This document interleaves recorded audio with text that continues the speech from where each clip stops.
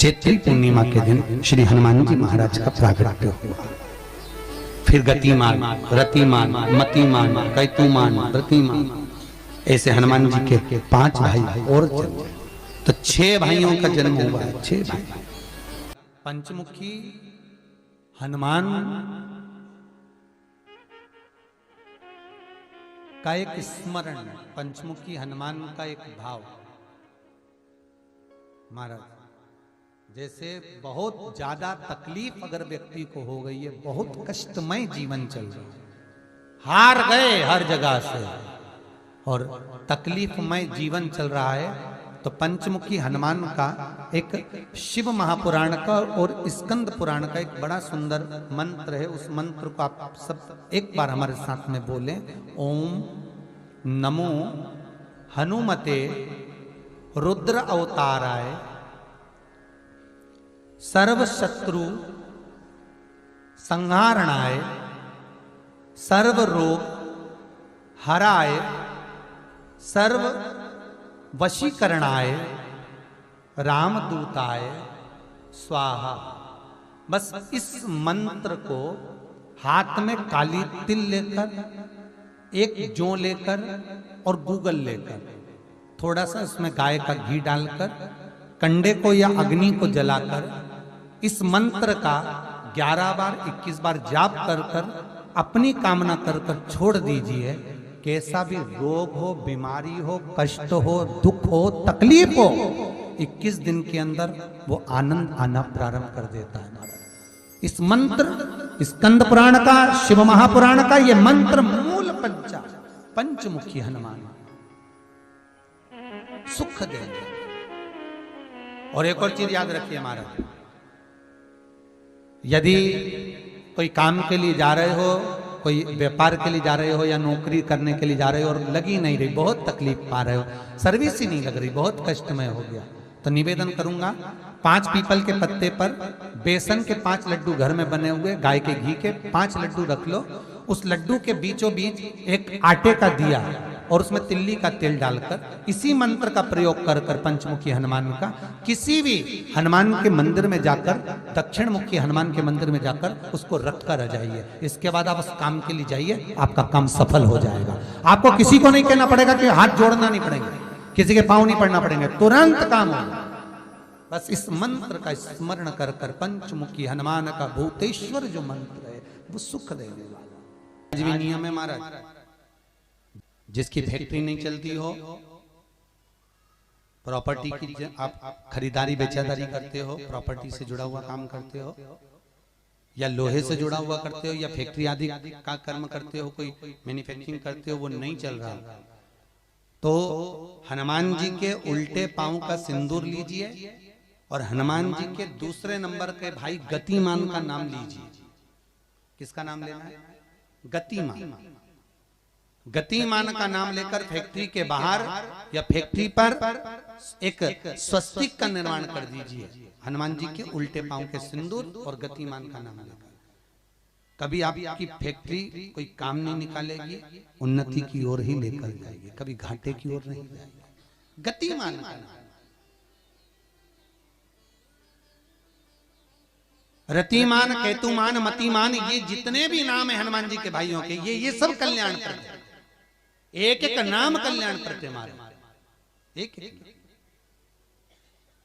यदि बच्चे को सर्दी ज्यादा होती है, निमोनिया ज्यादा होता हो, ठंडा का कोटा ज्यादा रहता हो, तो पीपल के 5 पत्ते महाराज उस पे घृत लगाकर हनुमान जी के तीसरे नंबर के भाई व्रतिमान का नाम लेकर, व्रतिमान का नाम लेकर बच्चे की छाती पर एक वस्त्र से उसको बांध दीजिए, रात्रि भर बंधे रहने दीजिए महाराज। तो बस एक बार बांधना है, उसके बाद सर्दी का कोटा नहीं रहता महाराज, बच्चा स्वस्थ अपने आने में।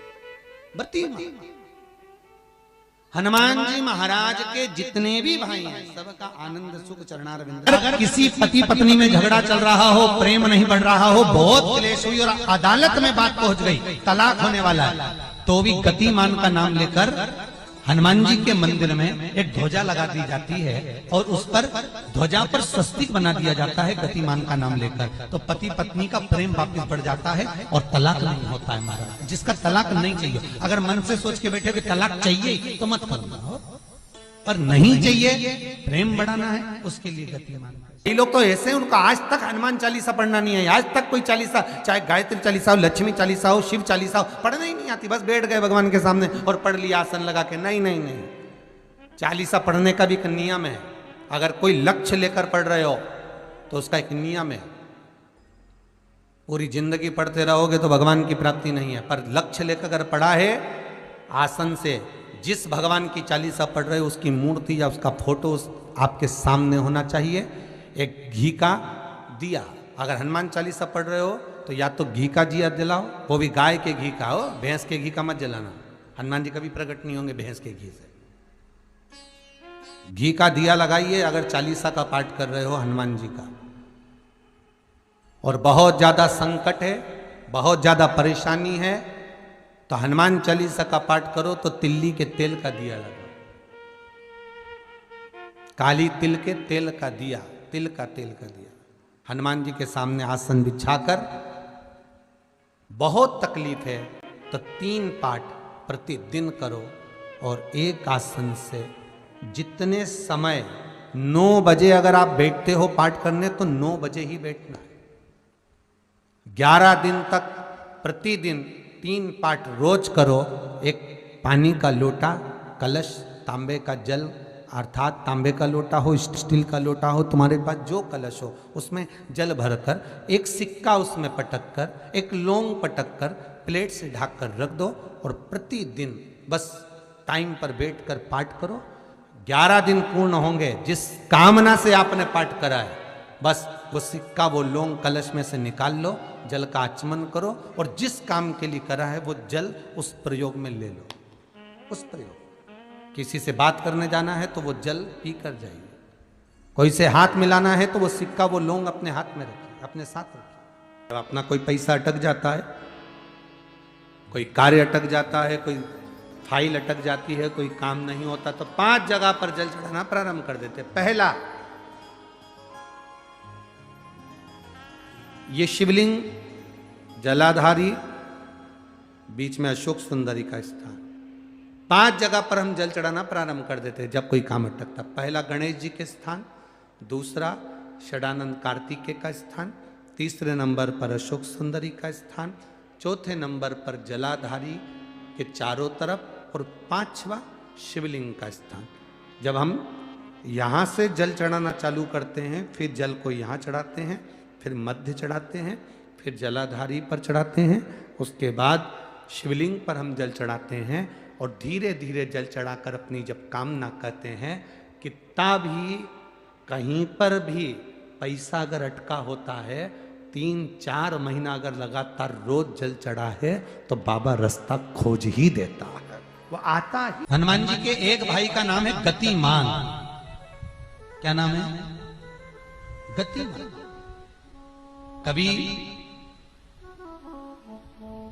स्कंद पुराण अगर पढ़े तो रामेश्वर में, रामेश्वर धाम की स्थापना में हनुमान जी का वर्णन पूरा है। कभी मौका लगे तो आप श्रवण करना स्कंद पुराण, तो उसमें हनुमान जी के भाई गतिमान का व्याख्यान लिखा हुआ है। अगर कोई व्यापार, व्यवसाय या कोई गाड़ी या कोई फैक्ट्री, जो लोहे का काम करने वाले हैं, जिनकी फैक्ट्रियां चल रही हो, वाहन का कोई गाड़ी लाके एक्सीडेंट हो जाता है, कोई पकड़ लेता है, कोई चक्कर आ जाता है, कुछ ना कुछ प्रॉब्लम, अगर लोहे से जुड़ी हुई फैक्ट्री हो, व्यापार हो, व्यवसाय हो, गाड़ी हो, घोड़ा हो, उसमें तकलीफ आ रही हो कि उल्टे पांव का सिंदूर लाकर गाड़ी पर या फैक्ट्री पर स्वस्तिक बना दिया जाए और गतिमान का नाम लेकर बनाया जाए तो उस फैक्ट्री में कभी तकलीफ नहीं आ सकती, उसमें उन्नति ही बढ़ेगी। हनुमान जी के भाई गतिमान का स्मरण कर, गतिमान, यहां तक गतिमान का स्मरण किया गया है अगर किसी पति पत्नी में झगड़ा चल रहा हो, ये लोग तो ऐसे, उनका आज तक हनुमान चालीसा पढ़ना नहीं है, आज तक कोई चालीसा, चाहे गायत्री चालीसा हो, लक्ष्मी चालीसा हो, शिव चालीसा हो, पढ़ना ही नहीं आती। बस बैठ गए भगवान के सामने और पढ़ लिया आसन लगा के। नहीं नहीं नहीं, चालीसा पढ़ने का भी एक नियम है। अगर कोई लक्ष्य लेकर पढ़ रहे हो तो उसका एक नियम है। पूरी जिंदगी पढ़ते रहोगे तो भगवान की प्राप्ति नहीं है, पर लक्ष्य लेकर अगर पढ़ा है आसन से, जिस भगवान की चालीसा पढ़ रहे हो उसकी मूर्ति या उसका फोटो आपके सामने होना चाहिए। एक घी का दिया, अगर हनुमान चालीसा पढ़ रहे हो तो या तो घी का दिया जलाओ, वो भी गाय के घी का हो, भैंस के घी का मत जलाना। हनुमान जी कभी प्रकट नहीं होंगे भैंस के घी से। घी का दिया लगाइए अगर चालीसा का पाठ कर रहे हो हनुमान जी का। और बहुत ज्यादा संकट है, बहुत ज्यादा परेशानी है, तो हनुमान चालीसा का पाठ करो तो तिल्ली के तेल का दिया लगाओ, काली तिल के तेल का दिया, तिल का तेल का दिया हनुमान जी के सामने आसन बिछाकर। बहुत तकलीफ है तो 3 पाठ प्रतिदिन करो। और एक आसन से जितने समय, 9 बजे अगर आप बैठते हो पाठ करने तो 9 बजे ही बैठना है। 11 दिन तक प्रतिदिन 3 पाठ रोज करो। एक पानी का लोटा, कलश, तांबे का जल, अर्थात तांबे का लोटा हो, स्टील का लोटा हो, तुम्हारे पास जो कलश हो उसमें जल भरकर, एक सिक्का उसमें पटक कर, एक लौंग पटक कर प्लेट से ढक कर रख दो और प्रतिदिन बस टाइम पर बैठकर पाठ करो। 11 दिन पूर्ण होंगे, जिस कामना से आपने पाठ करा है बस वो सिक्का, वो लौंग कलश में से निकाल लो, जल का आचमन करो और जिस काम के लिए करा है वो जल उस प्रयोग में ले लो। उस प्रयोग, किसी से बात करने जाना है तो वो जल पी कर जाइए, कोई से हाथ मिलाना है तो वो सिक्का, वो लौंग अपने हाथ में रखिए, अपने साथ रखिए। राम जी महाराज जब गए, हनुमत चरित्र कहता, राम जी महाराज जब जाने लगे तो उन्होंने हनुमान जी से कहा कि तुम क्या चाहते हो। हनुमान जी बोले मेरे को जाना है, क्योंकि जहाँ राम वहाँ हनुमान। हनुमान जी जब कहने लगे कि मेरे को जाना है, तो राम जी महाराज बोले नहीं नहीं हनुमान, तुझे सबसे ज्यादा प्रिय क्या है? तो कह राम। तो हनुमान, तू कह रहा है सबसे ज्यादा प्रिय है, राम प्रिय है, तो एक बार जिस समय देवऋषि नारद का अपमान हुआ, विश्वामित्र बाबा का अपमान हुआ, उस समय पर एक राजा ने जब अपमान करा तो तूने उसको राम नाम लिखकर एक जगह पर बिठा दिया और कहा कि तू राम नाम जपते रहे। उसने राम नाम जपा। तब हनुमान, याद कर, मेरे सम्मुख में तू खड़ा था और युद्ध होने वाला था, तो तूने क्या कहा था?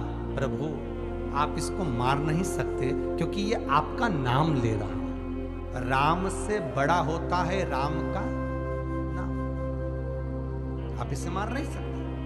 तब आपने ये संवाद कहा था, हनुमान बता तेरी प्रियता क्या है? हनुमान जी कहते हैं प्रभु आपने मुझे जगा दिया, क्योंकि मुझे श्राप ही ये मिला था कि तू जागेगा किसी के जगाने पर, आपने मुझे जगा दिया। इसलिए है नाथ, अब मैं जाना नहीं चाहता, सत्संग करना चाहता।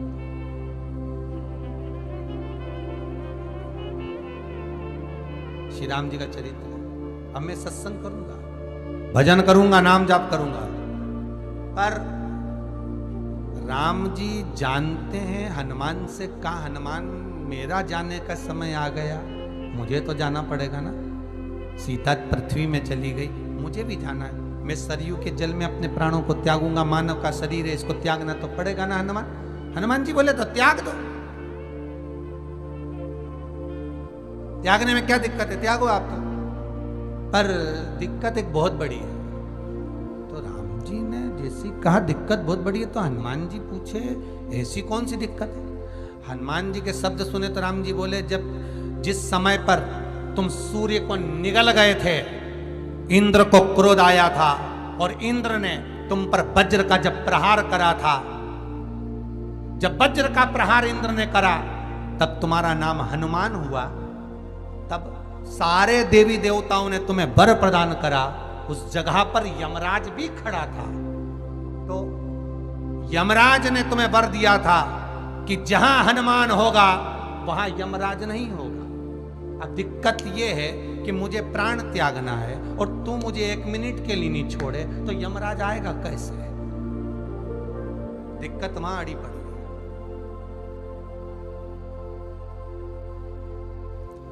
हनुमान जी मुस्कुरा के बोले राम जी महाराज से, प्रभु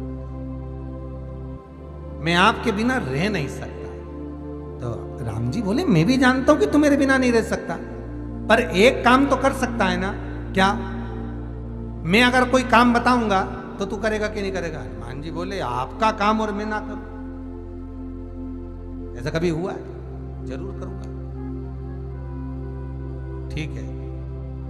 बस अब राम जी महाराज ने सोच लिया कि हनुमान को जाने से पहले काम पर लगा। अब वो कौन सा काम था? बोलो रे भाई। हनुमान जी को कहां काम पर लगाया राम जी ने? किस जगह पर काम पर लगाया? अरे सभी ने रामचरितमानस सुनी है, खूब सुनी, जल्दी बताओ। राम जी महाराज ने प्राण त्यागते समय, सरयू जी में प्राणों को देते समय, राम जी ने हनुमान जी को किस काम में लगाया था कि राम जी ने अपने हाथ की एक मुद्रिका जिस पे राम लिखा हुआ था, वो मुद्रिका एक अयोध्या की एक सरंग में जमीन में डाल दिया और हनुमान से कहा जा जरा ढूंढ के लेके आ, मैं अभी घूम कर आया। और हनुमान जी तलातल रसातल भूमि के नीचे पताल में चले गए उस मुद्रिका को ढूंढने के लिए जिस पे राम लिखा है। और हनुमान जी पूछते भी जा रहे राम कहाँ है? राम की मुद्रिका पड़ी थी, राम की अंगूठी है। अब राम का ही सत्संग करते करते जा रहे और राम जी चले गए सरयू, क्योंकि हनुमान अगर होगा तो यमराज नहीं आ सकता। हनुमान को यहां से हटाना पड़ेगा तब यमराज लेने के लिए आ सकता, तब यम आए। और क्योंकि यम अपने नियम को धारण करेगा, चाहे कृष्ण हो चाहे राम। पंचमुखी हनुमान का एक स्मरण, पंचमुखी हनुमान का एक भाव। महाराज जैसे बहुत ज्यादा तकलीफ अगर व्यक्ति को हो गई है, बहुत कष्टमय जीवन चल रहा है, हार गए हर जगह से और तकलीफमय जीवन चल रहा है, तो पंचमुखी हनुमान का एक शिव महापुराण का और स्कंद पुराण का एक बड़ा सुंदर मंत्र है। उस मंत्र को आप सब एक बार हमारे साथ में बोलें। ओम नमो हनुमते रुद्र अवताराय सर्व शत्रु संहारणाय सर्व रोग हराय सर्व वशीकरणाय रामदूताय स्वाहा। बस इस मंत्र को हाथ में काली तिल लेकर, एक जौ लेकर और गूगल लेकर, थोड़ा सा उसमें गाय का घी डालकर, कंडे को या अग्नि को जलाकर इस मंत्र का 11 बार 21 बार जाप कर कर अपनी कामना कर कर छोड़ दीजिए। कैसा भी रोग हो, बीमारी हो, कष्ट हो, दुख हो, तकलीफ हो, 21 दिन के अंदर वो आनंद आना प्रारंभ कर देता है। इस मंत्र, स्कंद पुराण का, शिव महापुराण का ये मंत्र मूल पंचमुखी हनुमान सुख देंगे। और एक और चीज याद रखिए महाराज, यदि कोई काम के लिए जा रहे हो, कोई व्यापार के लिए जा रहे हो या नौकरी करने के लिए जा रहे हो और लगी नहीं रही, बहुत तकलीफ पा रहे हो, सर्विस ही नहीं लग रही, बहुत कष्टमय हो गया, तो निवेदन करूंगा 5 पीपल के पत्ते पर बेसन के 5 लड्डू घर में बने हुए, गाय के घी के 5 लड्डू रख लो। उस लड्डू के बीचों बीच एक आटे का दिया और उसमें तिल्ली का तेल डालकर इसी मंत्र का प्रयोग कर कर पंचमुखी हनुमान का किसी भी हनुमान के मंदिर में जाकर, दक्षिण मुखी हनुमान के मंदिर में जाकर उसको रख कर आ जाइए। इसके बाद आप उस काम के लिए जाइए, आपका काम सफल हो जाएगा। आपको किसी को नहीं कहना पड़ेगा कि हाथ जोड़ना नहीं पड़ेंगे, किसी के पांव नहीं पड़ना पड़ेंगे, तुरंत काम होगा। बस इस मंत्र का स्मरण कर कर पंचमुखी हनुमान का भूतेश्वर जो मंत्र है वो सुख देने वाला। जैसे बहुत ज्यादा तकलीफ अगर व्यक्ति को हो गई है, बहुत कष्टमय जीवन चल रहा है, हार गए हर जगह से और तकलीफमय जीवन चल रहा है, तो पंचमुखी हनुमान का एक शिव महापुराण का और स्कंद पुराण का एक बड़ा सुंदर मंत्र है। उस मंत्र को आप सब एक बार हमारे साथ में बोलें। ओम नमो हनुमते रुद्र अवताराय सर्व शत्रु संहारणाय सर्व रोग हराय सर्व वशीकरणाय रामदूताय स्वाहा। बस इस मंत्र को हाथ में काली तिल लेकर, एक जौ लेकर और गूगल लेकर, थोड़ा सा इसमें गाय का घी डालकर, कंडे को या अग्नि को जलाकर इस मंत्र का 11 बार 21 बार जाप कर कर अपनी कामना कर कर छोड़ दीजिए। कैसा भी रोग हो, बीमारी हो, कष्ट हो, दुख हो, तकलीफ हो, 21 दिन के अंदर वो आनंद आना प्रारंभ कर देता है। इस मंत्र स्कंद पुराण का, शिव महापुराण का ये मंत्र मूल पंचमुखी हनुमान सुख देंगे। और एक और चीज याद रखिए हमारा, यदि कोई काम के लिए जा रहे हो, कोई व्यापार के लिए जा रहे हो या नौकरी करने के लिए जा रहे हो और लगी नहीं रही, बहुत तकलीफ पा रहे हो, सर्विस ही नहीं लग रही, बहुत कष्टमय हो गया, तो निवेदन करूंगा 5 पीपल के पत्ते पर बेसन के 5 लड्डू घर में बने हुए, गाय के घी के 5 लड्डू रख लो। उस लड्डू के बीचों बीच एक आटे का दिया और उसमें तिल्ली का तेल डालकर इसी मंत्र का प्रयोग कर कर पंचमुखी हनुमान का किसी भी हनुमान के मंदिर में जाकर, दक्षिण मुखी हनुमान के मंदिर में जाकर उसको रख कर आ जाइए। इसके बाद आप उस काम के लिए जाइए, आपका काम सफल हो जाएगा। आपको किसी को नहीं कहना पड़ेगा कि हाथ जोड़ना नहीं पड़ेंगे, किसी के पांव नहीं पड़ना पड़ेंगे, तुरंत काम होगा। बस इस मंत्र का स्मरण कर कर पंचमुखी हनुमान का भूतेश्वर जो मंत्र है वो सुख देने वाला। सबसे पहली चालीसा किसने रची थी? महाराज, सबसे पहली चालीसा। अगर कोई प्रश्न कर ले आपसे, बीच कथाओं में कई बार हमने भी आपको कहा कि सबसे पहली चालीसा की रचना श्री तुलसीदास जी ने करी थी। जिस समय तुलसी बाबा के पास में एक स्त्री आकर रो दी,